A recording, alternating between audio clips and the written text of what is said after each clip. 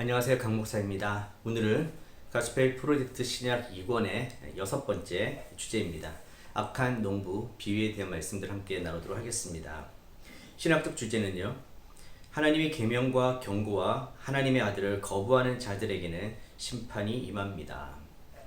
자, 이 비유는 예수님께서 십자가에 달리시기 전, 즉 예루살렘에 입성하시고 그 짧은 일주일 정도 기간 안에 이루어진 비유입니다.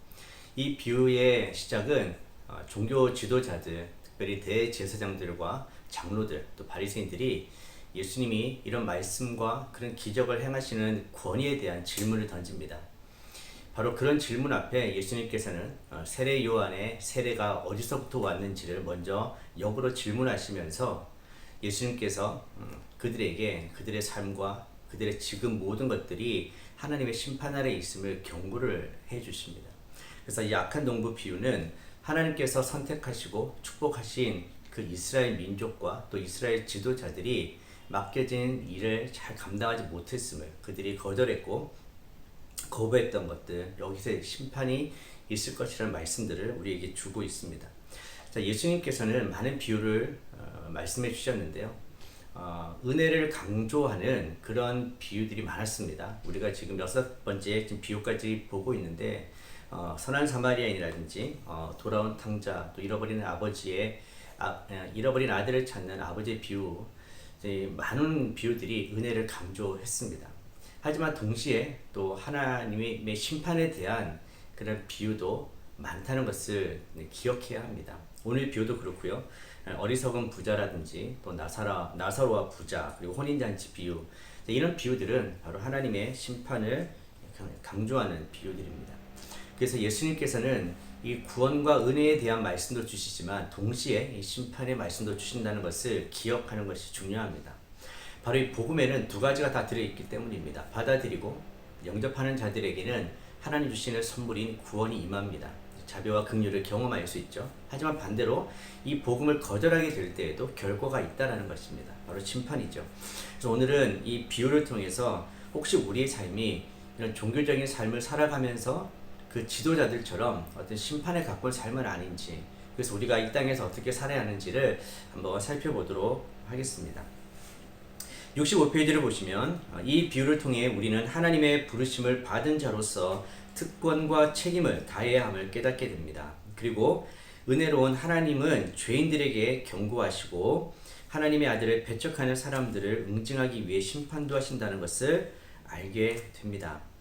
그래서 우리는 은혜에 대한 말씀만 듣기를 원하지만 또 동시에 심판에 대한 말씀도 들어야 합니다. 천국에 대한 말씀도 필요하지만 또 지옥에 대한 말씀도 필요한 것이죠. 자, 그래서 오늘 이 주제를 통해서 함께 이 말씀도 살펴보겠습니다. 첫 번째 주제입니다. 악한 농부들은 청지기로서의 책임을 다하지 않았습니다. 마태복음 21장 33절에서 35절까지 말씀입니다. 말씀 읽겠습니다.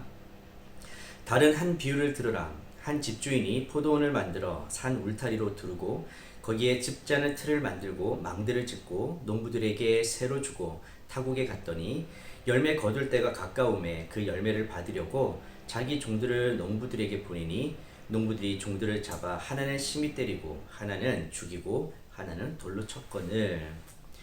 다른 한 비유를 들으라로 시작되죠. 그전 비유는 두 아들의 비유였습니다. 첫째 아들과 둘째 아들. 똑같은 명령을 주었는데 첫째 아들은 하겠다고 했지만 실제로 하지 않습니다. 그러나 둘째 아들은 처음에 안 가겠다고 그랬지만 삶으로 순종하죠. 그래서 결국 순종한 아들은 둘째 아들입니다.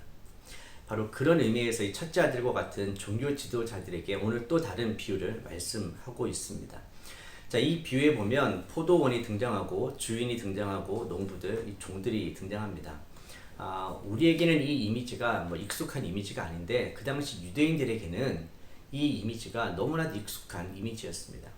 예수님께서 이 말씀, 이 비유를 하시면 대부분의 유대인들은 이사야 5장의 말씀, 포도나무 노래, 이것을 바로 상상할 수가 있었을 것입니다.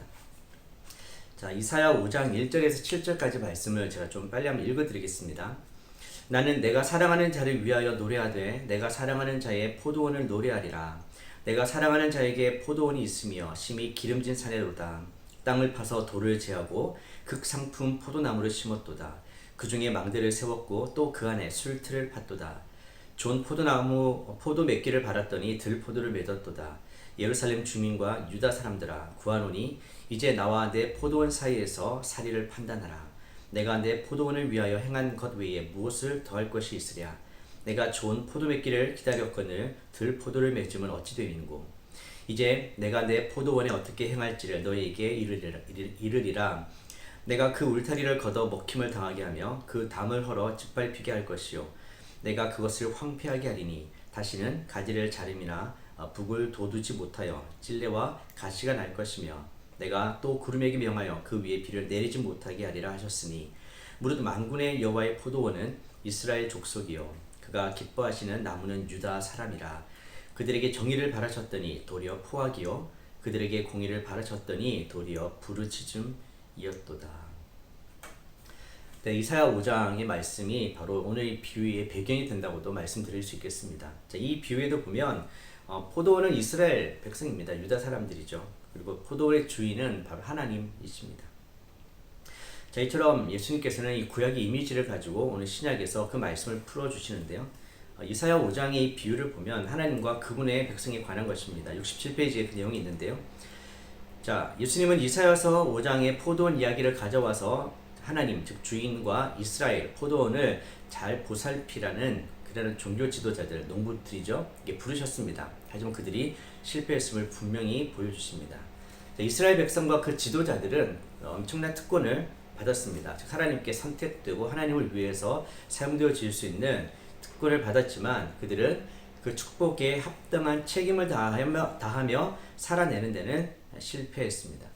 즉 열매를 원하시는 것이죠. 맡겨주셨고 열매를 원하셨는데 이사야서의 말씀에는 그들이 잘못된 나쁜 열매를 맺습니다. 그리고 오늘 비유에서는 그들이 열매를 주인께 드리고 있지 않죠.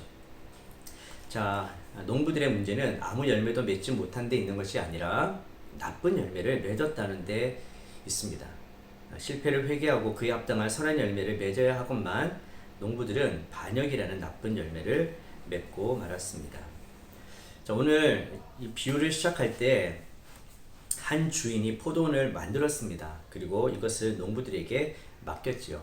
계약이 있습니다. 새로 주었습니다. 그리고 나중에 그것에 대한 열매를 받겠다.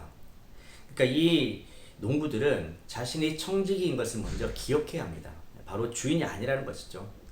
주인이 맡겨준 일에 대해서 최선을 다했고 또 계약 맺은 대로 그 열매를 주인에게 주어야 합니다. 그래서 주인이 때가 되어서 그 열매를 받으려고 자기 종들을 농부들에게 보냅니다. 여기까지는 너무나 당연한 일이죠. 그러나 이제 35절에 보면 농부들이 종을 잡아서 하나는 심히 때리고 하나는 죽이고 하나는 돌로 칩니다.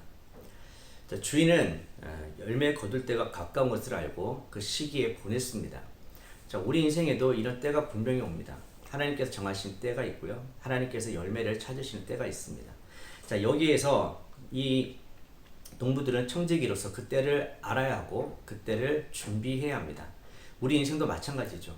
우리 인생도 하나님께서 이 땅에 살게 하시는 것은 우리가 청지기로서 이 땅에 살기 원하시는 것입니다. 그리고 이 땅에서 하나님께서 우리에게 주신 것들을 잘 활용해서 우리는 청지기로서 열매를 맺는 삶을 살기를 원하시는 것이죠. 그리고 그때가 이르렀을 때에 우리는 그 열매를 하나님 앞에 드리는 삶을 살아야 합니다.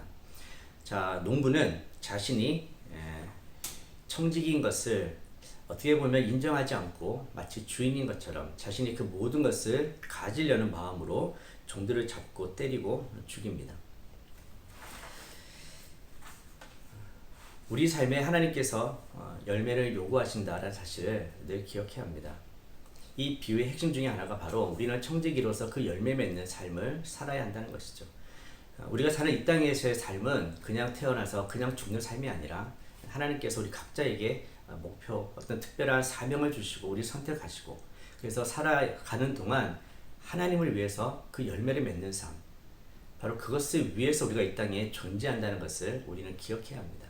물론 어떤 사람에게는 1달란트, 2달란트, 5달란트 다 다르게 주셨어요. 거기에 맞추어서 우리에게 주신 분량에 따라서 우리가 그 열매를 맺으면 되는 것이죠.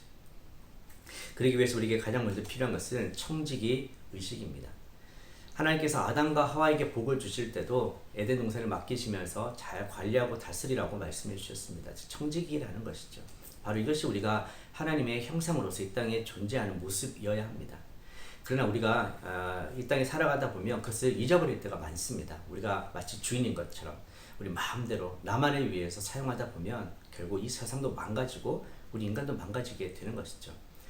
자, 그런 의미에서 우리는 하나님의 백성으로서 특권이 있지만 또 동시에 책임도 있다라는 것. 이것이 바로 청지기의 책임입니다.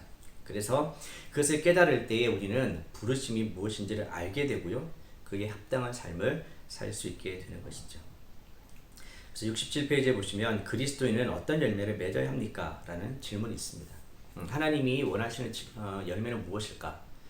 우리에게 주시는 각자의 삶의 자리에서 바로 우리의 삶의 모든 것을 다해서 또 물질을 다해서 은사를 다해서 하나님을 높여드리는 것, 이것이 열매일 것입니다. 또한 우리를 통해서 많은 사람들이 예수님께로 돌아올 수 있게 하는 것, 이것도 열매일 것입니다. 내가 누군가를 살린다면 그것도 바로 열매입니다. 내 삶에 주어진 것에서 최선을 다해서 사나 죽으나 하나님을 위해 살아가는 그 모습들, 바로 회개에 합당한 의의 열매를 맺는 삶이 되겠죠. 바로 하나님은 우리가 이 땅에서 그렇게 살기를 원하십니다. 그럼 오늘 이 비유에 나오는 농부들은 바로 그것을 망각했고 열매를 요구하는 주인에게 바로 대적하고 있는 것입니다. 두 번째 주제에서는 바로 그것이 좀 더 심화되어서 등장합니다. 두 번째 주제입니다. 악한 농부들은 하나님의 경고와 하나님의 아들을 거부했습니다. 마태복음 21장 36절에서 41절까지 말씀입니다. 본문을 읽겠습니다. 다시 다른 종들을 처음보다 많이 보내니 그들에게도 그렇게 하였는지라. 후에 자기 아들을 보내며 이르되 그들이 내 아들은 존대하리라 하였더니 농부들이 그 아들을 보고 서로 말하되 이는 상속자니 자 죽이고 그의 유산을 차지하자 하고 이에 잡아 포도원 밖에 내쫓아 죽였느니라. 그러면 포도원 주인이 올 때에 그 농부들을 어떻게 하겠느냐? 그들이 말하되 그 악한 자들을 진멸하고 포도원은 제때에 열매를 바칠 만한 다른 농부들에게 새로 줄지니이다. 자, 첫 번째 종들을 농부들이 잡아서 죽이고 돌로 던졌습니다. 근데 놀란 것은 그 주인이 다시 다른 종들을 또 보냅니다. 그러니까 그 후에 보내는 것이죠.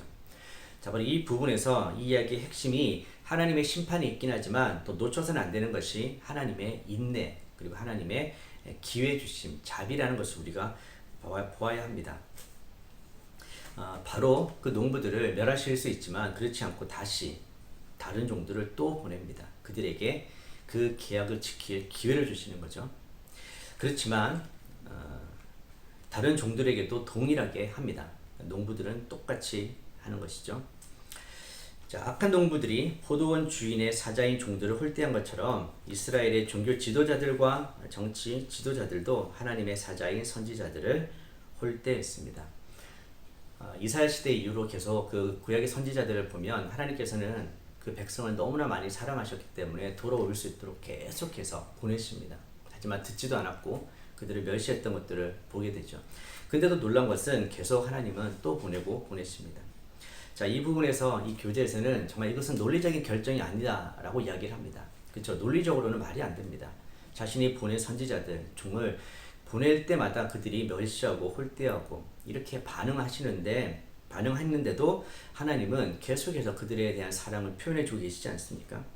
자, 여기서 중요한 것은 이유나 논리가 아닌 하나님의 은혜와 인내입니다. 하나님을 움직이는 것은 논리가 아닌 사랑이기 때문입니다. 하나님의 가장 기본적인 속성이 바로 긍휼과 사랑입니다. 우리가 다 이해할 수 없죠.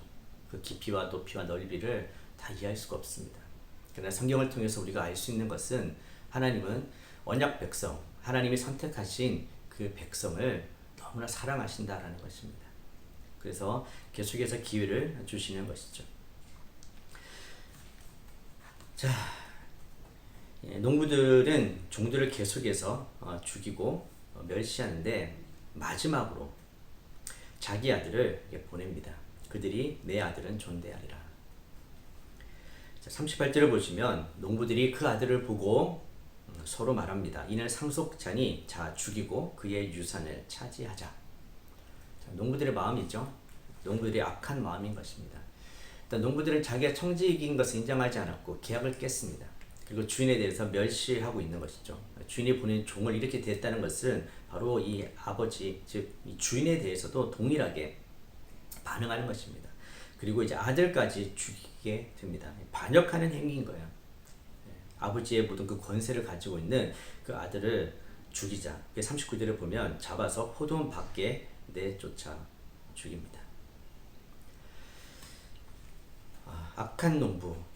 농부의 악함은 여기서 드러나는 것입니다.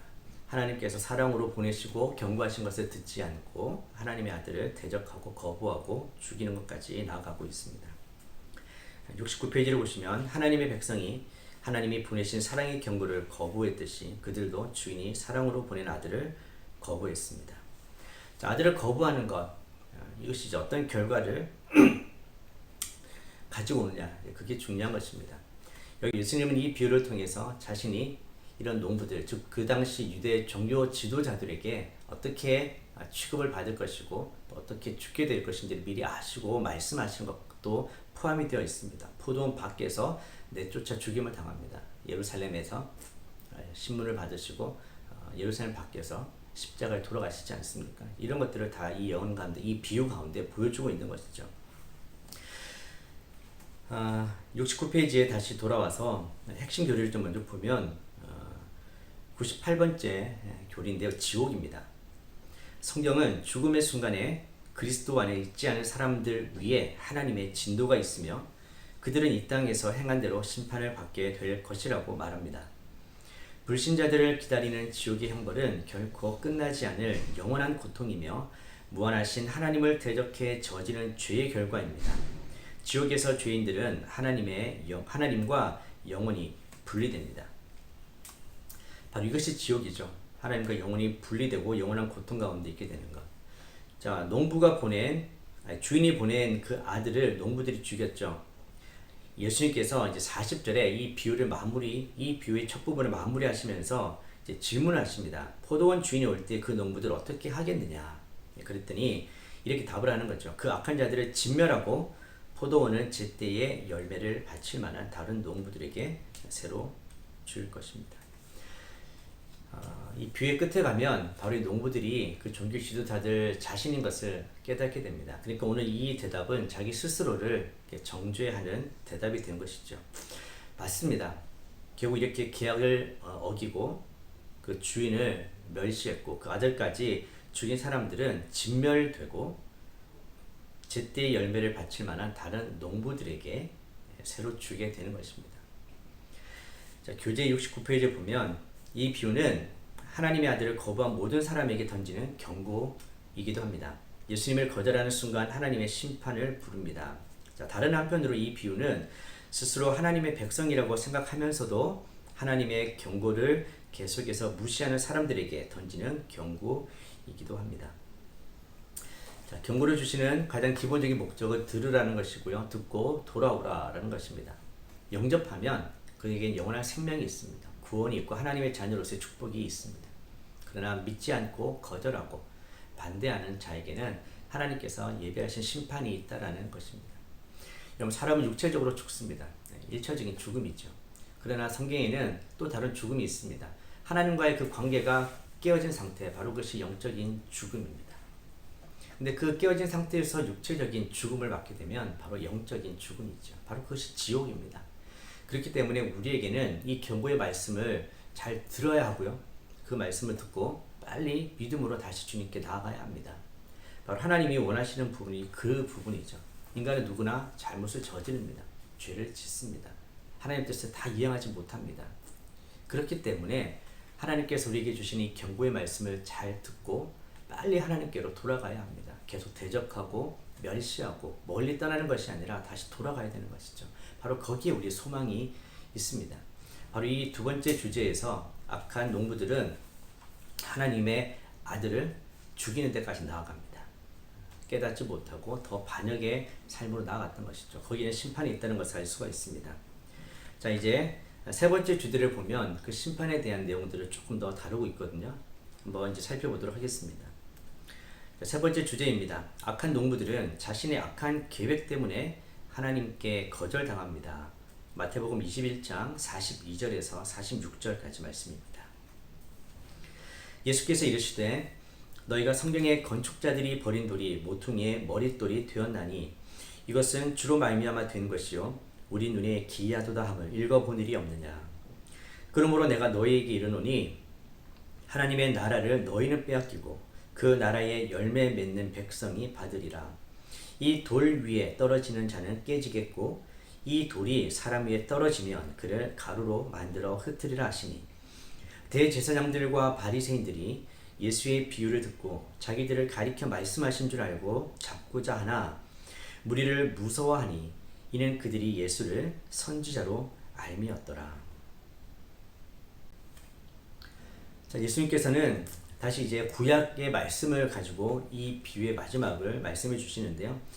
시편 118편 22절에서 23절까지 말씀을 인용하십니다. 자, 시편 118편은 바로 그 대적들이 하나님의 백성보다 더 우세한 것 같고 진멸하려고 하는 그런 상황이었지만 그러나 하나님의 적극적인 개입과 그 도우심을 구하면서 승리할 것에 대한 것들을 노래하는 시편입니다. 자, 그런 의미에서 바로 여기에 버린 돌과 모퉁이의 머릿돌이 등장합니다. 자, 건축자들은 돌을 선택합니다. 건축에 필요한 돌. 그렇지만 필요해 보이지 않는 돌은 이제 버리게 되겠죠. 바로 예수님께서 그렇게 버림당한다라는 겁니다. 그렇지만 그것은 사람들의 눈에만 그렇게 보인다라는 거예요. 하나님께서는 바로 그 버린 돌이 모퉁이의 머릿돌이 되게 하신다. 집을 건축할 때 가장 중요한 기초, 다른 것을 이어줄 수 있는 바로 그 모퉁이의 머릿돌이 되게 하신다. 바로 예수님을 그렇게 하시겠다라는 말씀이시죠. 멸시받고 위협당한 다윗, 그리고 바로 예수님도 그렇게 멸시받고 위협당하셨습니다. 자, 이 부분에서 이제 크랙 블룸버그란 분이 좀 이렇게 해석을 하고 있는데요. 자, 첫 번째, 하나님은 그 백성이 반복적이며 노골적으로 하나님을 거역할지라도 하나님이 원하시는 열매를 맺을 때까지 인내하며 오래 참으신다. 자, 두 번째, 하나님의 인내가 다하고 그를 버린 사람들이 멸망할 날이 올 것이다. 셋째, 하나님은 새로운 지도자를 세워 열매를 맺게 하실 것이다. 하나님께서는 바로 처음에 선택하시고 맡겨주신 사람들이 실패했기 때문에 그들이 거절하고 반역했기 때문에 이제 새로운 지도자를 세우고 새로운 백성을 세우고 하나님의 일을 하나님의 계획을 계속 이루어 가실 거라는 것을 보여주시는 것입니다. 자, 이스라엘을 하나님의 아들 메시아를 통해 다시 세우실 것이다. 예수님은 하나님의 새 백성을 위한 모퉁이 돌이 되신다. 자, 더 이상 이제 육체적, 그 혈통적인 이스라엘이 아니라 예수님을 통해 구원받는 하나님의 새로운 백성, 영적 이스라엘 만드시겠다라는 것입니다. 그래서 사람들, 건축자들은 버렸지만 그러나 하나님께서는 모퉁이의 머릿돌이 되어서 새로운 집, 새로운 백성을 만드시겠다. 자, 하나님의 나라를 너희에게서 빼앗고 그 나라의 열매 맺는 백성이 다시 받게 된다. 오늘 이 계속해서 반복되는 주제 중에 하나가 열매잖아요. 열매를 기대했는데 열매를 주님께 드리지 못하는, 그래서 정말 그 열매를 하나님께 드릴 수 있는 그런 백성을 하나님께서 새로 만드시겠다라는 겁니다. 하나님의 선택은 하나님의 주권입니다. 하나님께서 이스라엘 백성을 선택하신 것도 그들이 아주 위대한 민족이고 너무나 잘나서가 아니라 하나님이 그냥 선택하신 겁니다. 그들을 통해서 하나님이 일을 하시겠다는 거죠. 그렇기 때문에 거기에는 큰 특권도 있지만 책임도 있는 것입니다. 우리도 마찬가지입니다. 여러분, 우리가 예수님을 만나고 하나님 백성 된 것도 하나님의 주권적인 선택이 있습니다. 하나님의 은혜로 우리가 그 백성이 된 것이죠. 그렇다면 하나님께서 원하시는 것도 바로 그 백성답게 살고 그 백성으로서의 열매를 맺는 것입니다. 하나님 나라의 백성답게 살아야 하는 것이죠. 71페이지의 질문을 좀 보시겠습니다. 열매 맺지 못하는 것을 감추기 위해 우리는 어떤 식으로 종교적 헌신을 하고 합니까? 종교 지도자들의 모습을 이렇게 이야기하는 것입니다. 그들은 정말 종교적이었습니다. 성전에도 가까이 있었고 활동도 많이 했습니다. 그들의 입에는 거룩한 말들도 많이 있었습니다. 그렇지만 하나님이 원하시는 열매가 없었죠. 아니, 오히려 나쁜 열매들이 있었습니다. 그것을 감추기 위해서 더욱더 종교적이 될 수 있습니다. 더 많이 보여주는 것이죠. 사람들에게. 그렇지만 하나님께서 정말 원하시는 것은 회개에 합당한 열매, 나 중심적인 삶, 나의 교만, 하나님이 기뻐하지 않는 것들을 이제는 버리고 거기서부터 떠나서 하나님께로 돌아가서 하나님 원하시는 삶의 모습으로 다시 하나님 형상으로 회복된 모습, 성령의 열매로 살아가는 모습이죠. 그래서 이 종교적이었으나 열매를 맺지 못한 종교 지도자들, 우리가 교회를 다니면서 혹시 우리 안에 이런 모습이 있지 않은지를 한번 돌아보았으면 좋겠습니다. 바로 이런 것이 우리에게 주는 경고의 메시지이죠. 자, 71페이지 계속 보시면 자신의 종교적 헌신이나 신실함을 의지하면 하나님의 진노를 피할 수 없습니다. 우리는 우리를 하나님의 백성으로 삼으시는 믿음의 모퉁이들 되시는 예수님을 의지해야 합니다. 자기가 의롭다고 믿었던 사람 기억나시죠? 스스로 의롭다고 생각했던 종교 지도자들, 그런 하나님 앞에서 의롭다함을 받지 못합니다.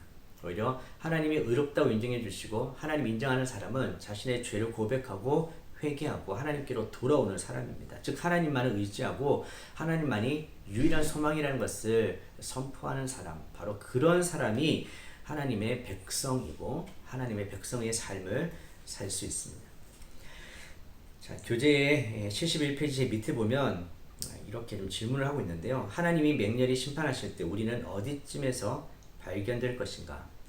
심판에서 구원받을 수 있는 유일한 방법은 성자 하나님을 영접하고 겸손히 그분을 믿는 것입니다. 그러면 예수님은 심판 때 우리를 깨부수는 모퉁이 돌이 아닌 예수님 안에서 새 삶을 찾은 우리의 모퉁이 돌이 되어 주실 것입니다. 자, 이 뷰의 목적은 우리가 하나님의 아들을 제대로 알고 회개하고 믿는 것입니다. 예수님께서 계속해서 종들을 보내신 이유는 그들에게 이런 기회를 주기 위해서였습니다. 다시 돌아오기를 원하시는 것이죠. 그렇지만 그들은 그것을 거부했고 거절했습니다. 자, 45절 제일 마지막에 보십시오. 예수의 비유를 듣고 자기들을 가리켜 말씀하신 줄 알았습니다. 그리고 46절에 그들을 예수님을 잡고자 했지만 무리를 무서워합니다. 왜냐하면 무리들은 예수님을 선지자로 알았기 때문이죠. 대제사장들과 바리새인들의 문제가 여기서 드러납니다. 그들은 하나님을 두려워하지 않았습니다. 하나님의 음성에 귀를 기울이기보다는 사람들을 두려워했습니다. 사람들의 인정, 이것이 더 중요했죠. 정말 정치적인 사람들입니다. 여러분, 우리도 이것을 조심해야 합니다. 우리는 하나님을 두려워하는 사람이 되어야 합니다. 주인을 존중하고 공경하는 사람, 즉 경외하는 자가 되어야 합니다. 그래야 우리가 정말 겸손하게 내가 청직인 것을 알고 인정하고 그분의 명령에 순종합니다. 그분과 맺은 이 언약에 신실하게 되는 것이죠. 하나님은 우리 삶 가운데 그 신실함을 원하십니다. 하나님은 언제나 우리에게 신실하게 대해주셨습니다. 우리에게 요구하시는 것도 바로 그 신실함이죠. 마지막 결론을 좀 보겠습니다. 이 이야기에서 우리는 하나님이 인내하실 뿐 아니라 신속하게 벌하시는 모습을 보게 됩니다. 예수님이 들려주신 이야기에 경각심을 느끼고 하나님의 축복을 얻는 청지기로 살아가기를 바랍니다. 자, 그리스도와 연결 읽겠습니다. 예수님의 악한 농부 비유는 당시 종교 지도자들을 가장 신랄하게 비판했던 비유 중 하나입니다. 이 이야기에서 하나님은 포도원의 주인이시고 예수님은 주인의 아들이시며 종교 지도자들은 하나님의 말씀을 거부한 사람들입니다. 예수님은 시편 118편을 자신에게 적용해 자기 역할을 하나님의 심판과 구원을 가져오는 모퉁이 돌로 이해하셨습니다. 자, 하나님의 계획과 우리의 사명입니다. 하나님은 우리에게 하나님의 백성으로서 사명을 다해 회개와 선교의 열매를 맺으라고 말씀하십니다. 첫 번째 질문입니다. 그리스도인이 하나님의 은사와 자원의 청지기로서 세상에서 하나님을 영화롭게 하기 위해 실천해야 할 것들은 무엇입니까? 자, 하나님께서는 우리에게 필요한 것들을 주셨습니다. 오늘 비유에도 보면 이렇게 포도원을 만들지만 그냥 만든 것이 아니라 정말 정성을 들여서 열매가 잘 맺을 수 있도록 다 준비해 주신 것을 볼 수가 있습니다. 산을 울타리로 두르고 집자는 틀도 만들고 망대를 짓습니다. 자, 우리에게도 이 땅 가운데 하나님을 위해 살아갈 수 있도록 건강을 주시기도 하고 물질을 주시기도 하고 또 여러 가지 달란트와 은사를 주시기도 합니다. 자, 그런 것들을 통해서 바로 내 삶에 하나님이 주인이시라는 것, 하나님이 살아계신다는 것을 이렇게 보여주는 것이죠. 우리의 선한 행실을 통해서 하나님을 영원하게 하는 것입니다. 또 하나님께서 우리에게 맡겨주신 이 땅에서 우리가 하나님 원하시는 문화를 만들어내고 그런 삶을 살아낸다면 그것을 통해서 우리가 또한 하나님을 영원롭게 할 수 있을 것입니다. 여러분들이 정치나 경제나 또 교육이나 예술이나 문화나 또는 일상의 삶을 살아가는 그 모든 영역에서 주어진 은사를 가지고 그 재능을 가지고 내가 청직이라는 것을 기억하면서 그것을 통해 하나님을 높여드리는 것, 바로 이것이 하나님이 우리 삶에 원하시는 열매들이 아닐까 생각해 봅니다. 두 번째입니다. 용서를 구하고 회개를 드려야 할 하나님의 아들을 우리는 어떤 식으로 높여드리지 못합니까? 우리가 예수님과의 관계를 한번 좀 깊이 생각해 보기를 바랍니다. 우리를 위해 행하신 그 예수님, 완전한 인간의 모습이었지만 또 완전한 하나님이신 예수님, 모든 권세, 하늘과 땅의 그 모든 권세를 가지고 지금도 다스리고 계시는 그 예수 그리스도, 우리가 그분을 얼마나 위대하게 높여드리고 그분에게 어떤 영광과 명예와 칭찬과 모든 것을 돌려드리고 있는지를 한번 생각해 보십시다. 매일매일 삶에서 그 예수님이 우리와 함께 하신다는 것을 기억하고 우리가 하나님의 자녀로서 그분이 행하신 일을 통해서 우리가 맺게 된 그 친밀한 관계, 특별한 관계를 늘 기억하면서 그분 앞에 나아갈 수 있게 되기를 바랍니다.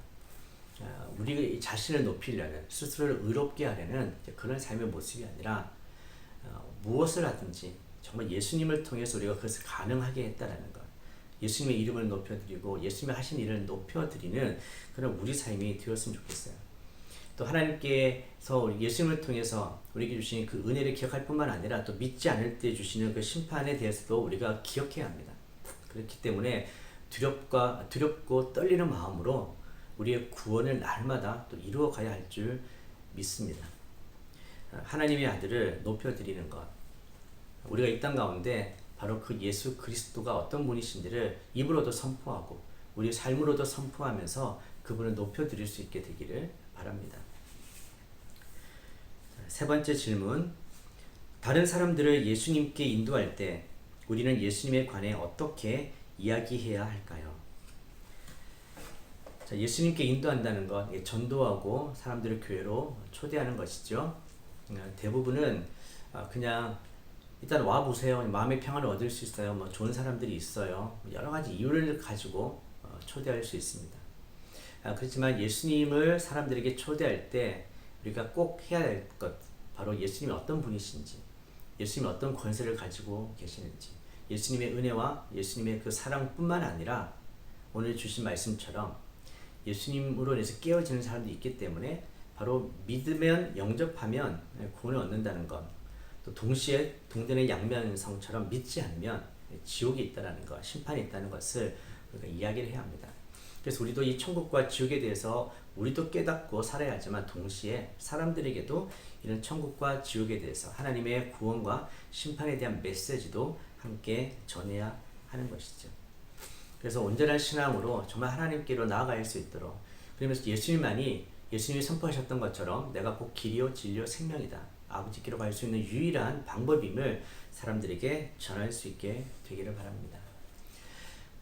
우리는 이 땅에서 청지기로서 선택받고 부름받은 사람입니다. 그렇기 때문에 우리는 하나님이 주시는 놀라운 은혜와 축복을 경험할 수 있습니다. 하지만 동시에 또 우리로 하여금 이 땅에서 살아가야 될 책임을 주셨기 때문에 우리에게 주어진 그 삶의 자리에서 주신 것을 통해서 하나님을 나타내고 하나님이 원하시는 그 삶의 열매로 하나님을 영화롭게 하는 여러분 되시기를 축복합니다. 기도하겠습니다. 하나님, 저희를 선택해 주시고 저희를 불러주셔서 또 귀한 사명 주신 것 감사합니다. 우리가 이 땅에 살아가면서 하나님이 주신 것을 하나님의 것으로 인정하고 하나님의 영광을 위해서 사용할 수 있도록 도와주십시오. 날마다 신실하게 하나님과의 그 관계 속에서 우리 또한 살아갈 수 있도록 도와주시고 우리 삶의 모든 것을 다해서 하나님을 영화롭게 할 수 있기를 원합니다. 인생의 마지막에 때가 있고 천국과 지옥이 있음을 기억하고 천국 백성답게 살아가는 저희들 되게 하여 주시옵소서. 예수님의 이름으로 기도드립니다. 아멘.